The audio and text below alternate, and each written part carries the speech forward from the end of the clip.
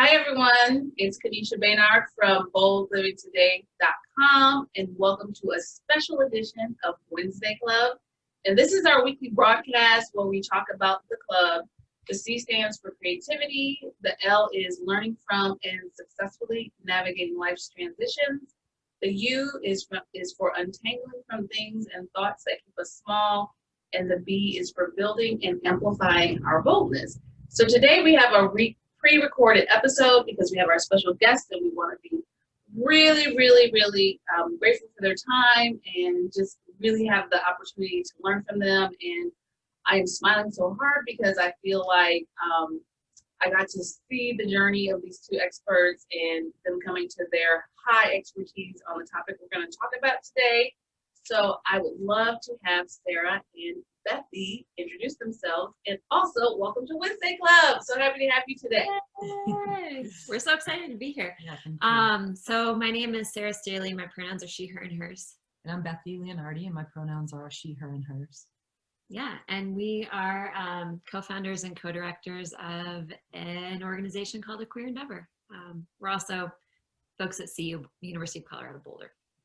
Yes, I'm so excited, you all. I just have to say how we are, in relation to each other. But I had the opportunity to work with both Sara and Bethy when I was on faculty at CU Boulder, or the University of Colorado at Boulder, when I still lived in Colorado. So it's just been such a joy of mine to see you all step into, your level of expertise, your level of service, high leadership, and just really do all the things that I saw you thinking about when you were doing your graduate work, and just really to see it in full fruition now is just super exciting for me. So I'm so proud of you all. I get so giddy about it.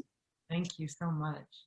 Oh, yay. So before we get into the interview, and I hope everybody has their notebook and their journal to write down all the good information we're going to learn, I always like to start Wednesday Club off with a little fun, and we're going to play Would You Rather. So I will give you two options of things. We're going to go through three of these, and you can say which of the things you would rather select. And if you don't want either of those, you can totally go bold and rogue and pick something completely off the list. Totally allowed, okay? Okay. The first one is, would you rather have a full phone battery at all times or a full tank of gas at all times?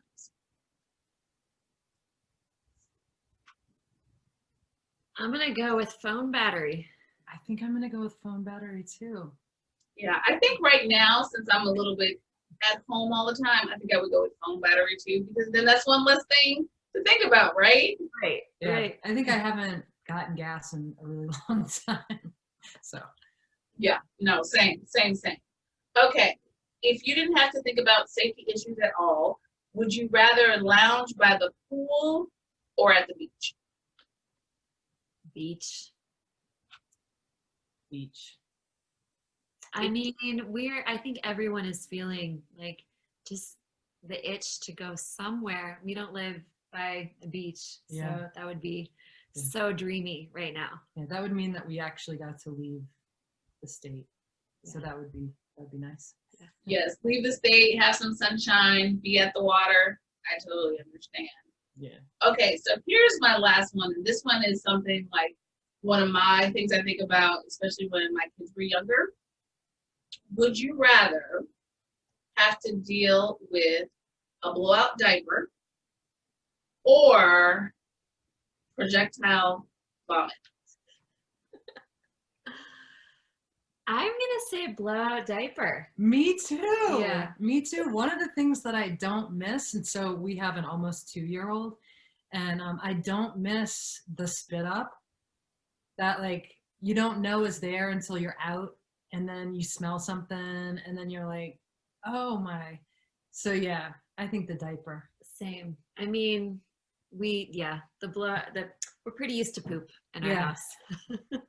Yes, I would probably go with the blowout too, just because you gotta know something's gonna happen. You're anticipating it because they're giving you indicators of some sort, but that the projectile is just sometimes just comes out of nowhere. And so true, Bethy, about showing up somewhere and they're like, oh, you have something, and you're like, oh my gosh, I mean, walking around looking like this. Yeah. Yeah. Yeah. Oh, yes. Well, thank you for playing that. I just think it's just such a funny thing just to see where people are on these different things. And of course, random and fun are always playful and really gets us, relaxed for a really fruitful discussion. Yeah. So I was super excited that both of you agreed to be on this interview because I think it's a really great idea for parents, community members, educators especially, and anyone who is nurturing an inclusive environment and really, understands what they know and want to go deeper. So I'm just so thrilled to have you both here. So I would love it if you can tell us more about Queer Endeavor, why did you both co-found it?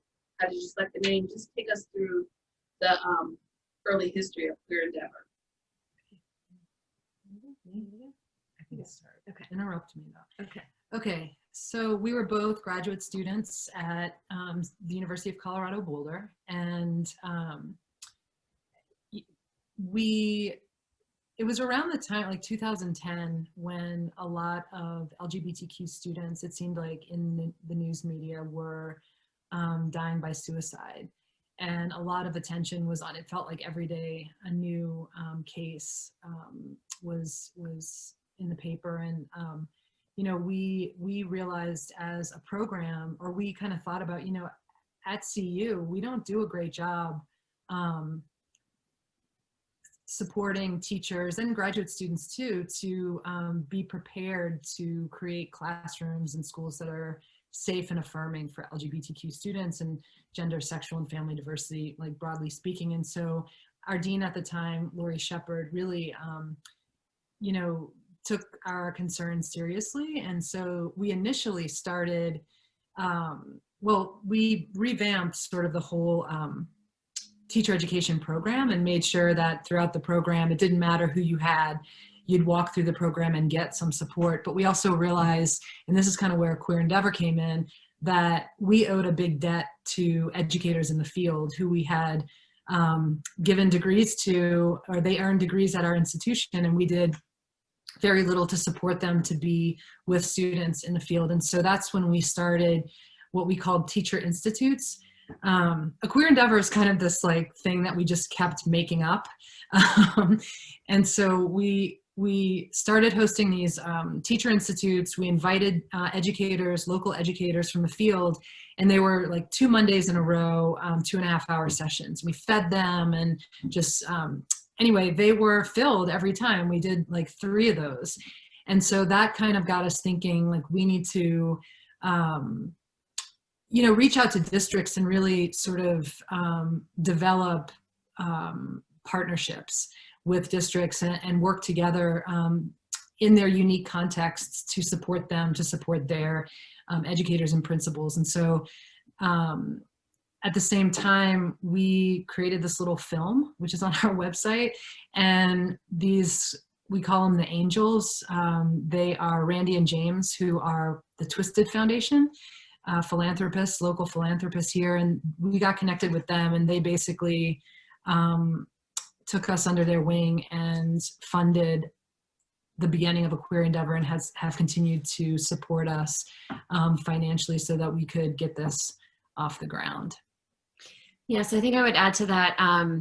So by kind of breaking the silence that surrounded LGBTQ topics, so topics around lesbian, gay, bisexual, transgender, queer, and questioning identities, breaking the silence in our own School of Education at CU Boulder, and with the help of these 2, wonderful people, we were able to grow into this Center for Gender and Sexual Diversity in Education. And so we really work in deep partnership with districts and school communities and teacher education programs to support educators to build their toolkit, build their knowledge, build their awareness, build their tools for creating learning environments that are humanizing, safe, and affirming, really for all young people, but with a particular emphasis on LGBTQ plus young people. I love how, you started the description, Bethy, just talking about, we saw something that happened within the community, a societal ripple that, is very damaging, very hurtful. I think, if you're in education for any length of time, unfortunately, you will see things like that happen, and how you both, just were like, we need to do something, we need to do something now, not wait till the funding comes, not wait till the time's right, not wait till the next semester. And a lot of things that I think I have seen other educators, other, nonprofit community leaders, youth organization, we're always waiting for the right time.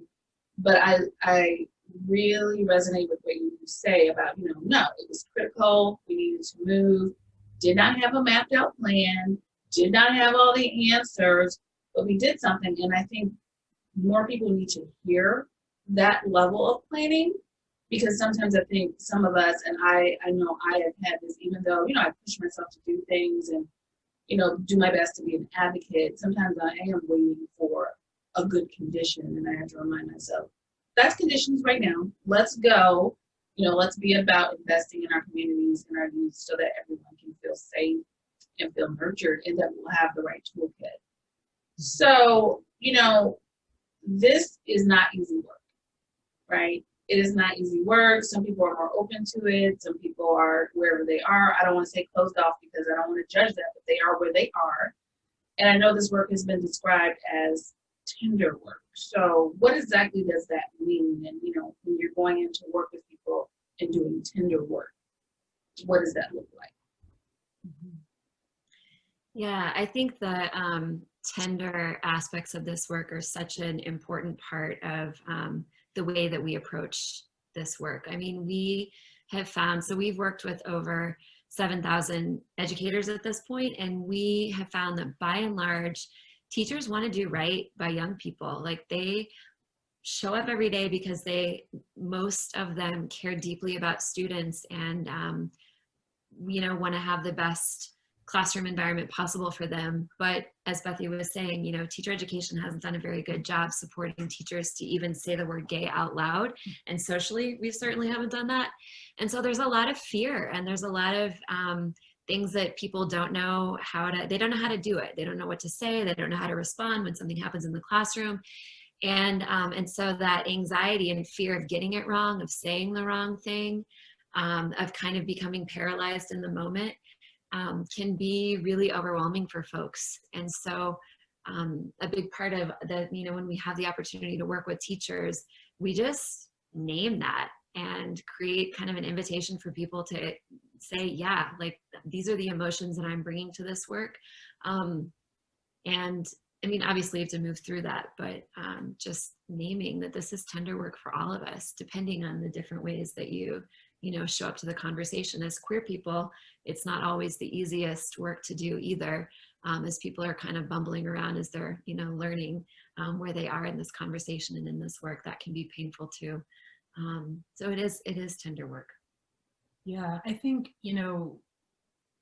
work around identity and equity and justice across the board, we all, like Sarah said, come to it differently. And I think what we learned early on is that, resistance can mean a lot of different things. And so we tend to see resistance as something generative for us. And, when people are resisting, it's, we kind of think like, well, if this hurts, this kind of learning, we use this quote from Andrea Gibson, a poet, friend of ours, who says, it hurts to become. And we say, like, yeah, it hurts to become. And so if you are a teacher who deeply cares about your students, and you're sitting in a professional development and thinking about things that you've never thought about before, and you're realizing, like, holy moly, I do those things that they're saying not to do. I've hurt my students. That's a lot, and to just say, wow, I do that and I'm feeling really bad. That doesn't happen all the time. People will sit and they'll get quiet, or they'll get mad, or they'll, close down. And I think what we try to do, because, we just try to meet people where they are, and so we say that we hold what we call a soft space of accountability, which means that we hold a tender space, but, like, you're not going to leave our session being unaccountable to the moment, which is kids needing things, right? Soft space for accountability. I love that phrasing, I recently did a workshop through a local library for teens, and it was on a Sunday, and a teen librarian and I we just were like, we don't know who's going to come, but we know that the young people are so, busy, drained through the week from, too much time on Zoom and all the different things. But we did it on a Sunday at about 3 o'clock local time. And we had 30 young people on this Zoom call, and the topic was about allyship. And so the first thing I talked about in that was just, the wheel of wellness, which is, these 7 different aspects of our wellness. And, we talked about looking at that for yourselves. When do you feel the most safe? When do you feel the most nurtured, the most heard? Mm-hmm. And then if you want to do some active allyship, allyship is a verb, we're not talking titles with that. You have to look and see on this wheel, where would the people you're advocating for, speaking up for, making space for, what would be lacking for them on this wheel if they're not safe? And the most amazing part was, we're just talking about wellness because, racism, injustice, inequity, it is a health crisis, but I don't feel like the conversations are fully talking at that level, but I think that's accessible for a lot of people.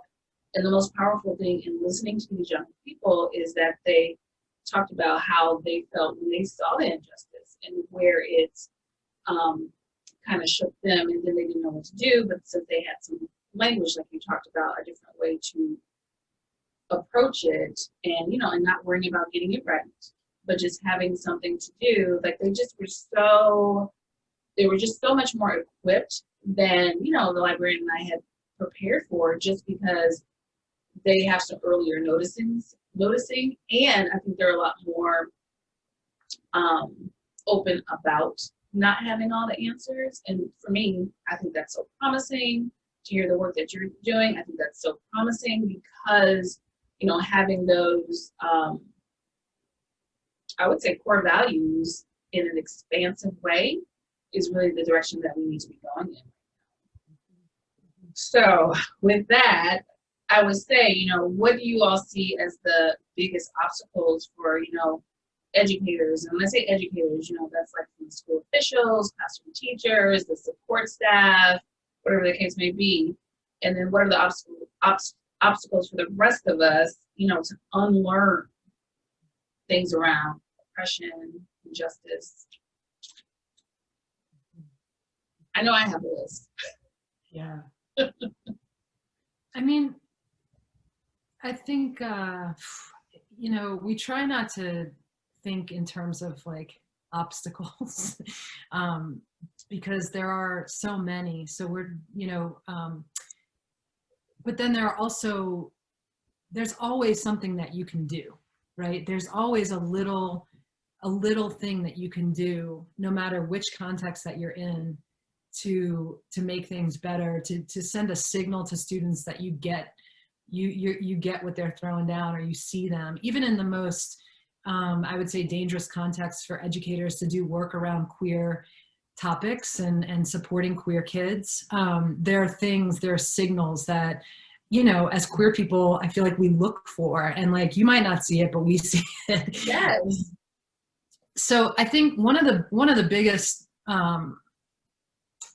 challenges, I would say, is we work in the system, right? So there are people who do community work that can kind of, buck the system and do sort of more radical things to create change. And because we're working in systems, in school systems, we're bound by the rules that they want to follow, whoever they are that we're working with, right? And so one of the challenges of working within a system, not only do they have rules and they're more traditional and like normative, but it's hard to create systemic change.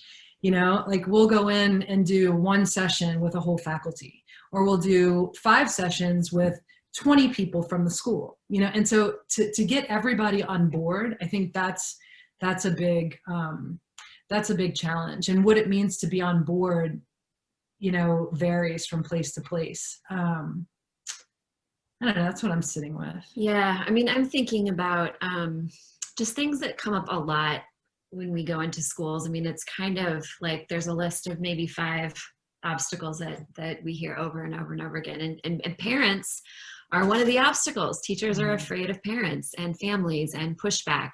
And so I'm thinking about folks who might be watching this, who might be wondering what I can do to support teachers to take these bold actions in their classrooms to, you know, to talk about gender, sexual, and family diversity.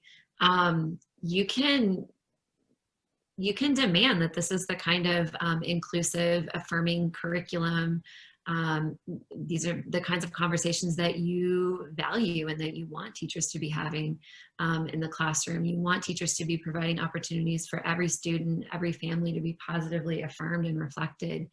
I think a lot of times teachers don't hear the positive voices. They usually hear the one squeaky wheel who's going to be real loud about their cranky attitude.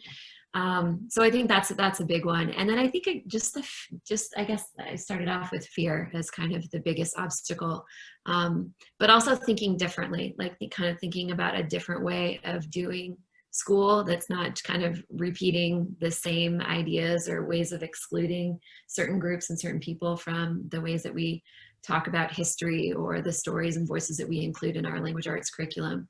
I think sometimes thinking differently, or what we call queering that, thinking queerly about it is sometimes hard it's an obstacle. Mm-hmm. Can I add another? Yes, anything. Well, I was thinking, we, the fear of parents is always there. And we say boldly, these parents who don't want you to talk about LGBTQ people, like, they really don't have any ground to stand on, right? They don't have any legal recourse.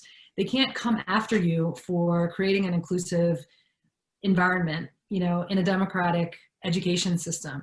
The parents you should be afraid of are parents who have trans kids who actually do have a civil rights complaint waiting to happen if you're not supporting their kid. And we know that, I just talked to a colleague yesterday who was sharing that, all the court cases that have come up around parents like complaining about this kind of stuff, none of them have won, but all the queer and trans cases, they have all won. And so I think we need to, first of all, recognize that. The second thing is, and I'm going to, we call these conversations like bold conversations. These are, and it drives me kind of crazy, like, because it's not bold to say so-and-so was a gay man, or to say, like, to read a story about that's what we're supposed to do as educators, right? And so I think that, anytime we buck what's normal, when we talk about anti-Black racism, all of a sudden we're being political. Well, guess what's political? White supremacy is political. Homophobia is political. Transphobia is political. And so I think we need to recognize that, when we continue to talk about these conversations as like controversy, or, we're fueling the fire of this discourse that has been co-opted, right? Mm-hmm. This is what you're supposed to do as a public school teacher, right? I just got these little chill bumps over here.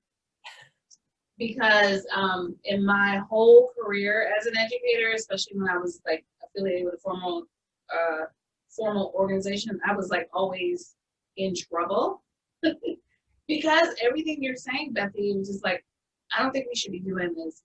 I don't know, either it was like, you're too new, you're too young, you're too brown, like always. And I'm just like, but what I said, and I don't think it's because, I do have a bold attitude, but in this case, I don't think it's that, exactly what you're saying. I'm like, but I'm here to take care of all these kids. Mm-hmm. That's just what we're going to do. And I can never say that I have never been in trouble. I've had time I had to call my mom crying on the phone between classes because I'm like, I'm going to be in trouble because I wrote this strong memo. And she's like, do I need to come up there? Even though we're not in the same state, but that's okay. I need backup somehow. And I think if we're really going to be, like you said, I think you said this here, like, teachers, educators don't come in trying to not do right by their students.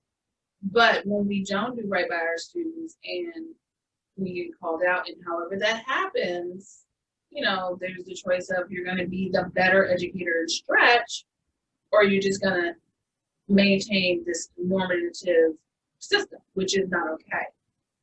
And I think about when we first moved to Colorado, we moved from the city of Chicago to Boulder, which was a complete culture shock on so many levels.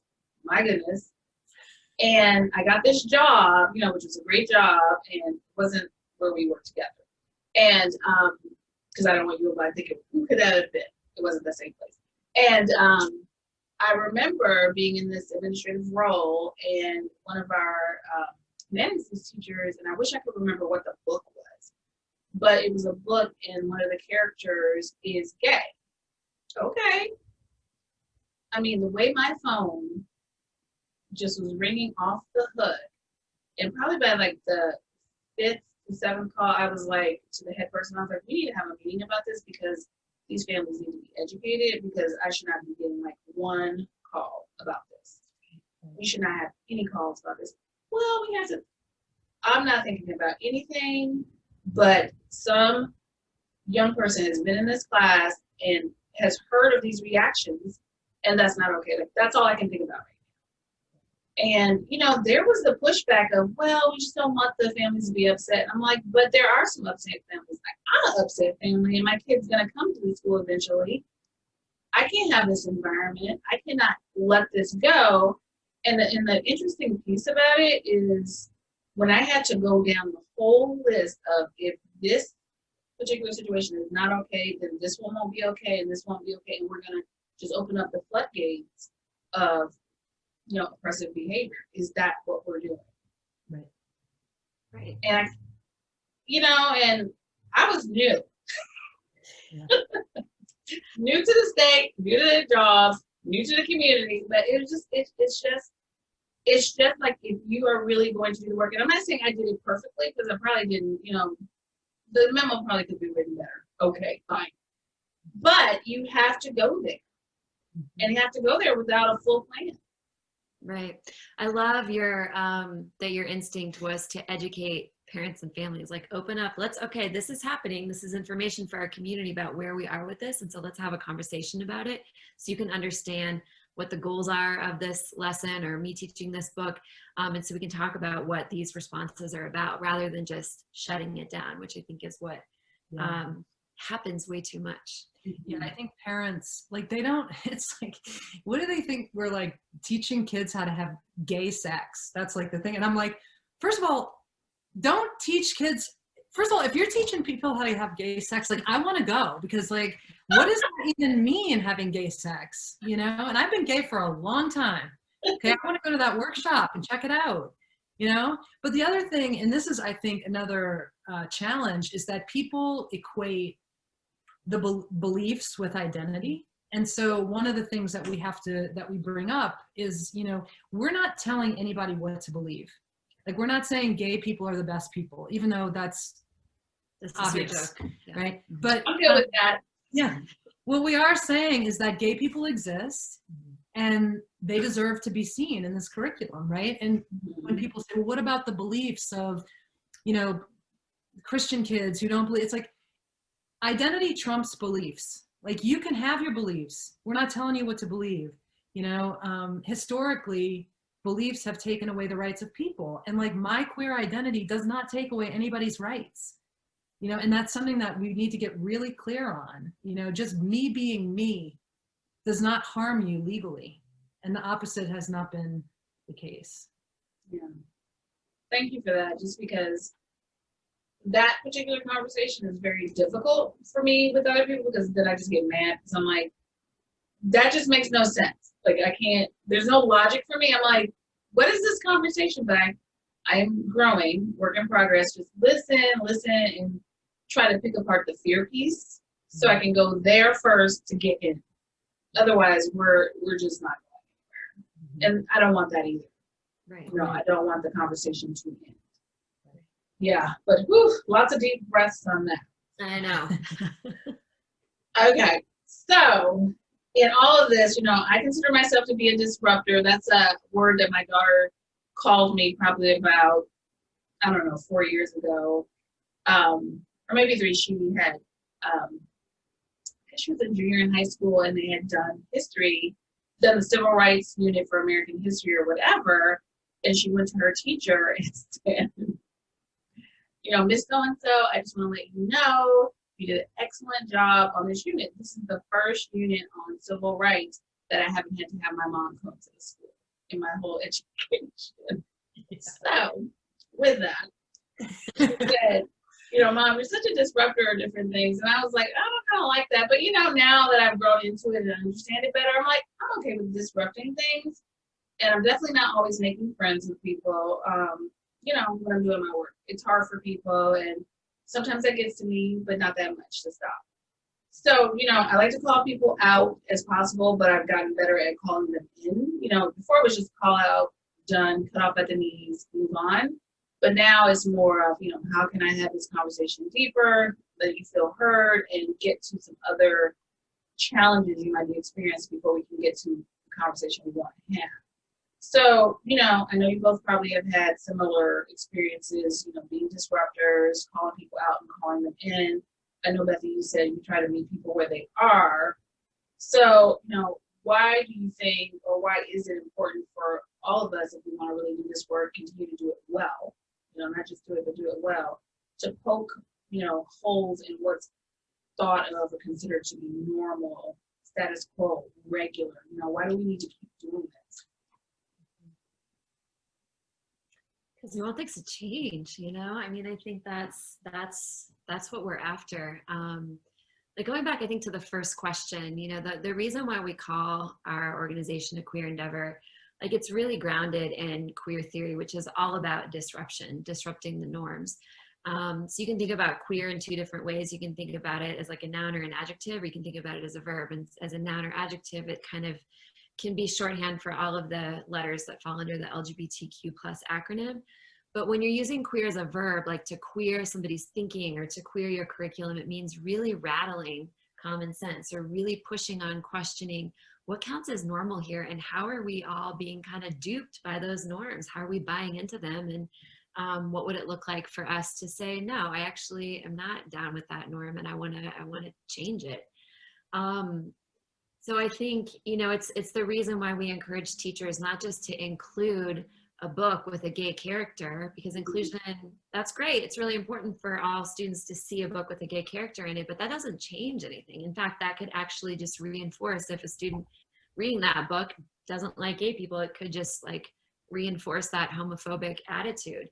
And so getting at the questions that surround who and what counts as normal. Why do we hold up heterosexuality as the capital N norm? Where does that come from? How does that operate in our social worlds? That's, I think, the first step toward changing things. Does that make sense? Yeah, absolutely. I think I think that this term intersectionality is thrown around a lot, especially in academic circles, like, oh, intersectionality, blah, blah. And I don't see a lot of enactment of it. And I think that's for a variety of reasons. Like, we're all kind of siloed and doing our own thing. And so I think that, this idea of calling in, calling out, like, if we're working through an intersectional lens, then we're all affected in different ways by different conversations. And so in a conversation about race, my positionality as a white person, like, there are plenty of things that I don't know, and there are plenty of things that I'm going to get wrong, but I am here for it. Like, I am here to be anti-racist, and like, I want to keep learning about every action that I can take to do that, right? I'm going to mess up, and I'm going to need grace, and I'm going to have to own my mess ups, right? My impact. But if we all offer that same grace and accountability to each other, then I think,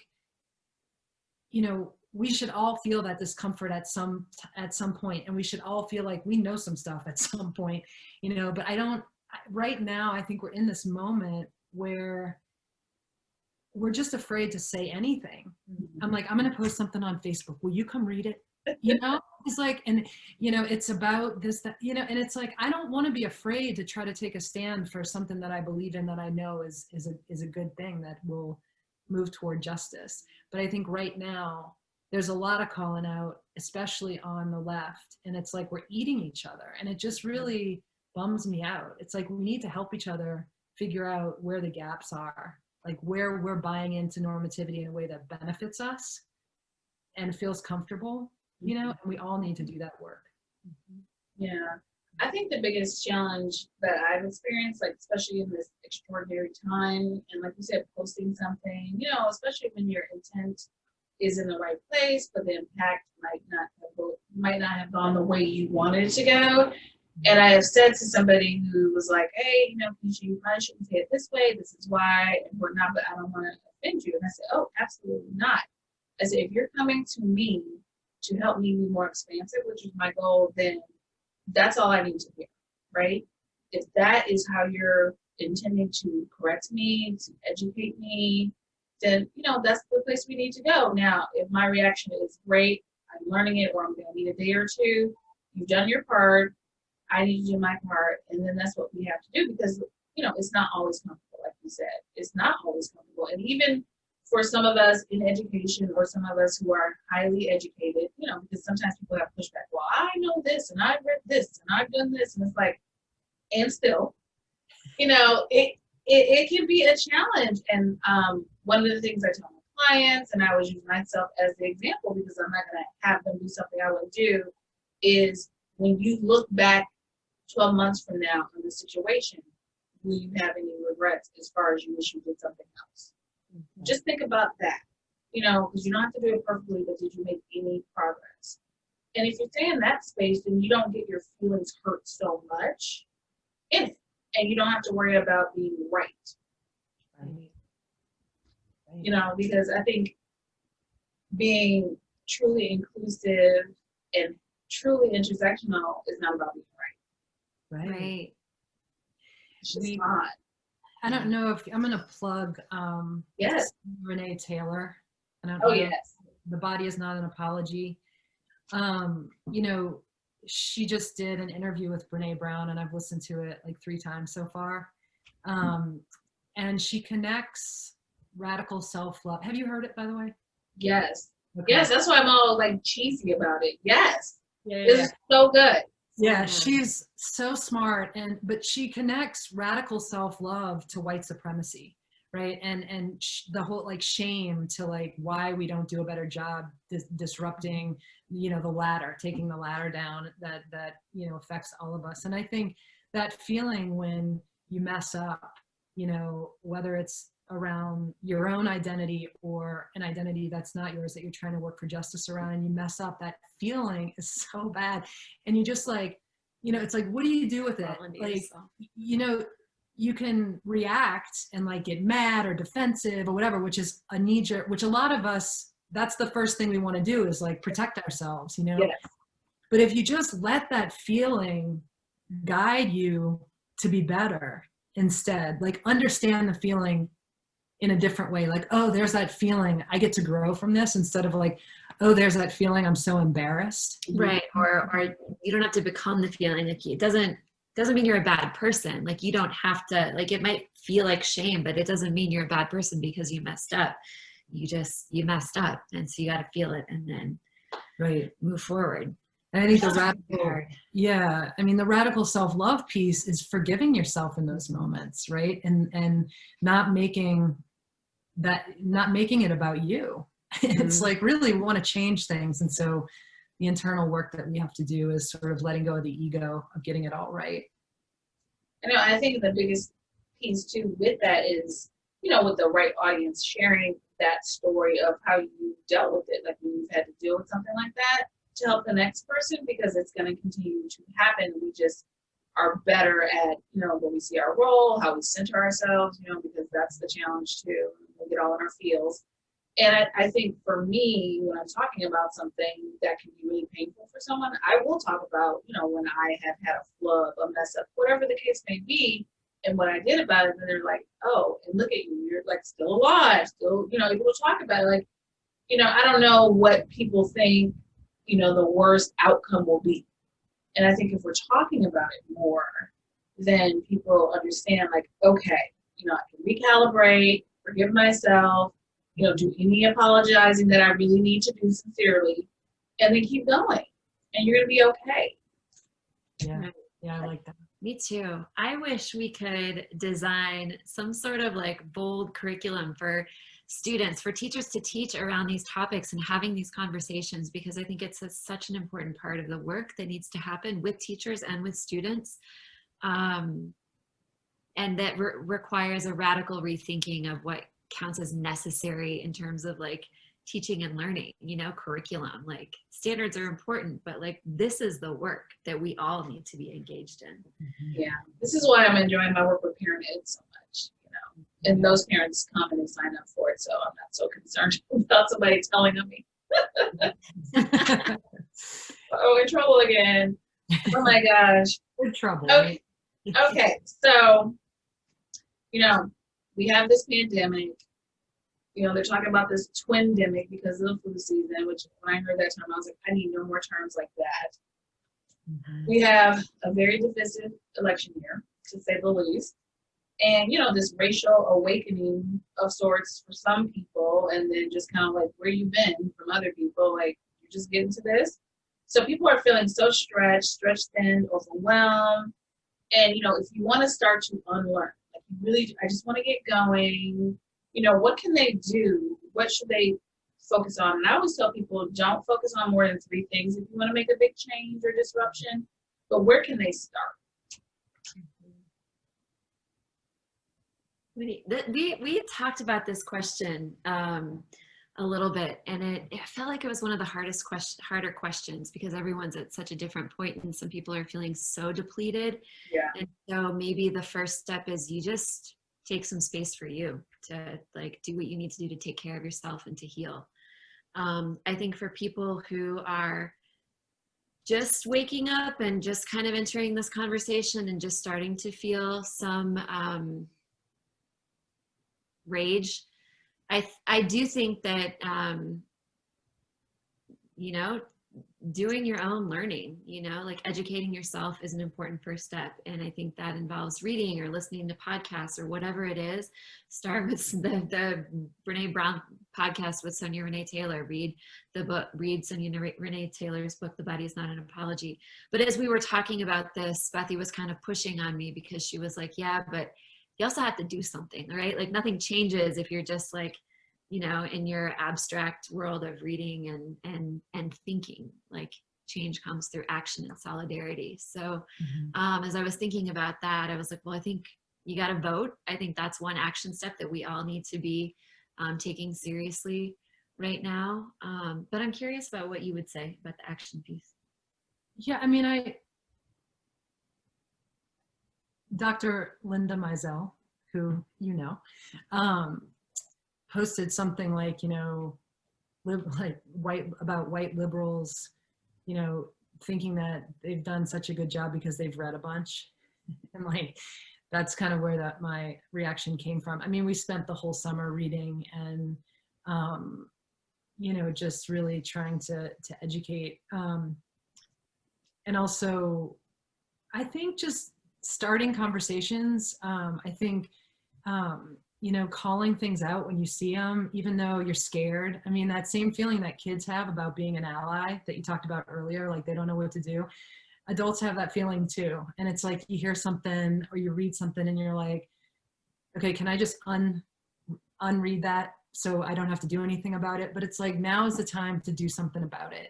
Right? It doesn't have, and it can look the way you want it to look in your personality. You don't have to be anything different. You could offer grace, you could get mad, whatever it is. I think one of the parts of your question that I kind of connected to when you say, people are so depleted and like, what can they do? One thing I was thinking about is that, doing this work actually gives me energy, and so I think if we reframe the things that, like around racial justice, around queer stuff, around all these like equity concerns that we really need to get going on, the work while it is depleting in some ways, it also is so energizing. And I think as teachers, especially, like we've had teachers come and work with us and they say, like, I've never felt like a better teacher, and I think it's because the things that they're doing now, they care about, and kids actually care about them. Like they're interesting to, like, the kids are in this real world too. Right? Yeah. We have to say, like, wait until you get to the real world. That's their real world that they're in your classroom every day. So I think just recognizing that while this does take effort and there's a lot of labor involved, that it pays off tenfold in ways that you see your students thinking differently. And they might not agree with you, or they might not get to a place, but you're complicating their thinking in ways that we must do right now. I was talking to a friend who's an educator, and we weren't in a work capacity, just on the phone, and she's a white woman, and she was like, she said, I'm trying to get beyond my book club. I want to do more. I want to do better. I'm trying to get beyond my book club, and I just don't know what the next step is, because I have decision-making fatigue, real. And I told her, I said, well, why don't you, I said, I know it sounds a little bit morbid, but why don't you write your obituary from your students' lens? What would you want them to say about you, and how you took care of them, how you nurtured them, how you loved them, how you include them, like all the different things. Like, just write that up. And then she did it. She's like, okay, I know exactly what I need to be doing. I got the chills. Me just too. now. I feel like Me I'm gonna too. cry. Like, Me too. Oh, last time I talked to you, I did cry, so don't do that. No, I love that. Yeah. I mean, just because we're looking so much outside of ourselves for what our next step is, and it's not always so elegant when we know, but we kind of know. Yeah. We have to get the right alignment. Maybe we need an extra tool or something like that, or a workshop, or to be connected with your organization, but we kind of know. Right. Yeah. And that's just the hard part, just getting quiet enough to hear. This is why I journal so much, because, my brain gets a little noisy. I'm working on my type A-ness. I'm trying to be a type B+, working on progress, working really hard on that, because, it's a lot. Yeah. No, I actually think finding that space, like, to make things quiet enough for you to really, like, tap into that inner wisdom and to articulate what you know, I think that's such a good reminder. I love that. Yeah. And, especially as educators, we're all in our head, and we should know, because we study, getting out of that space. And really, getting quiet and hearing what we need to do. Yeah, and being willing to listen to what comes up. Being willing to listen to what comes up. Okay. So, did I ask enough questions about anything you all want to share with the audience today? Did I leave anything out, or? I will plug our website. Yeah, of course. To learn more about what we do and just some of the resources that we offer, you can go to aqueerendeavor.org and check us out. Also email us. Are you all on any socials, like Queer Endeavor? Are there any socials? We're trying to do better with that. We're on Facebook. We're on Facebook. We're on Twitter. Okay. Finally have another team member, Brittany Laura Hernandez. Do you know? I wonder if you know her. I think I saw her picture, but I didn't recognize her. But it also could be my memory. So yeah, she's amazing, and she's helping us get into this century. Social media. Yeah. Savvy. Yeah, we're trying to become savvier. But yeah, check us out. You can find us in various places. Yeah, and I'll make sure that all the information is also in the comment section, so people can go right to it. Cool. And when you all get on Instagram, I would love to do a part 2 to this on Instagram, only because the Bold Living Today community, they're so active, and they'll have great questions in real time, which is really fun and being active. So I love that. So I'll be ready for that. You all just let me know. Okay. Yeah, that would be awesome. Yeah, we're on it. Okay, so before we wrap up, I always like to ask, the guest, you know, when we see your biographical film, it could be a feature film or it could be a documentary. I prefer the feature film thing. But if it's a feature film, you know, which actors would you select to play you? But if it's a documentary, then who do you want to be your documentary? Did you think about this? I did. What, do you have a person? I kind of wanted to go with Ellen Page. Oh, Ellen Page would play you. Love it. Yeah. Wait, give me a minute. Yes. I had somebody in mind.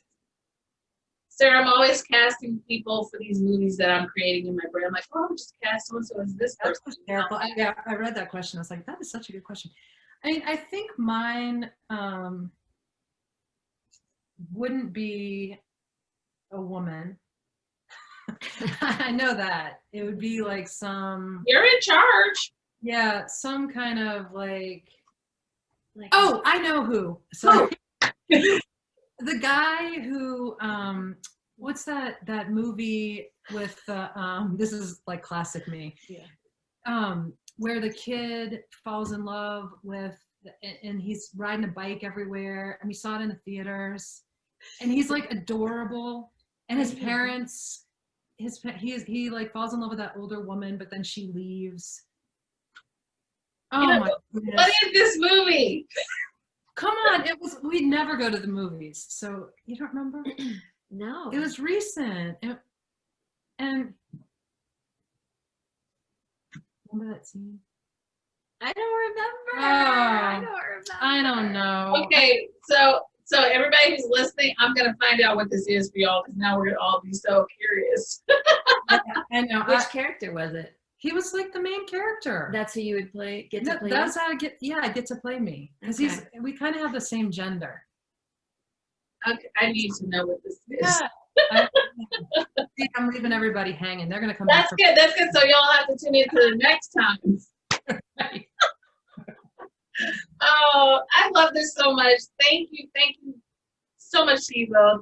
I was a little concerned that I was not going to get through this interview without crying. So, yeah, but you know, it's important to me. And when I had the initial conversation with Bethy, I just said I just want my community to learn more and to have who I deem the best experts coming to us. You know, really taking us through some ways that we can level up in what we're trying to do. And if we don't have all the answers, we know where to go get them to get the right amount of support around it. Thank you so much. This is what a treat and an honor. Oh, we gotta cook up some stuff together. Yeah, we learn so much from you every time. Yeah, I know. Sarah, last time I saw you in person, we were having margaritas. Do you remember that? I do remember that. We should go have a margarita right now. We should. I approve of that. I love it. And then you will remember this movie. So yeah, that's right. I'll email you. I can't believe I can't remember it. Okay. Well, thank you both so much for an excellent time. And thank you to everybody in the Bold Living Today community for tuning in.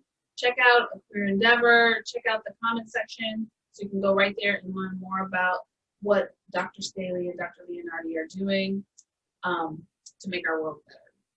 Awesome. Yay!